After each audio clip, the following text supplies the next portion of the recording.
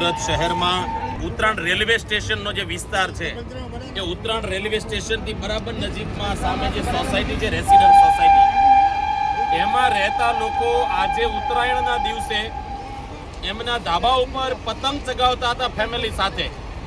તો કોઈકનું ધ્યાન પડ્યું કે આજે ટ્રેન ઊભી છે, ટ્રેનમાં કોઈ દરવાજો તોડે છે, સીલ ખોલે છે અને એમાંથી માલ લે છે. એમણે વિડીયો ઉતાર્યો. અમારા કેપીભાઈને, અમારા બલ્લર સાહેબને, અશોકભાઈને બધાને જાણ કરી. અહીંયા સોસાયટીના જાગૃત લોકો પણ અહીંયા હાજર છે. એમણે અમને જાણ કરતા અમે તાત્કાલ પહોંચ્યા. અમારા સાથી મિત્ર પ્રફુલભાઈ રાછડિયા પણ અહીંયા આવ્યા છે. અને જેમ કેપીભાઈએ કહ્યું કે અહીંયા જે આ જે લોખંડના પાટા મૂક્યા છે એ એટલા વ્યવસ્થિત રીતે ગોઠવેલા છે કે આજની માટે આ ચોરી નથી.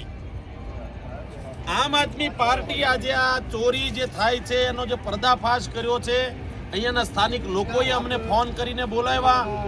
તો અમે એ કહેવા માંગીએ છીએ પહેલી ચોરી નથી.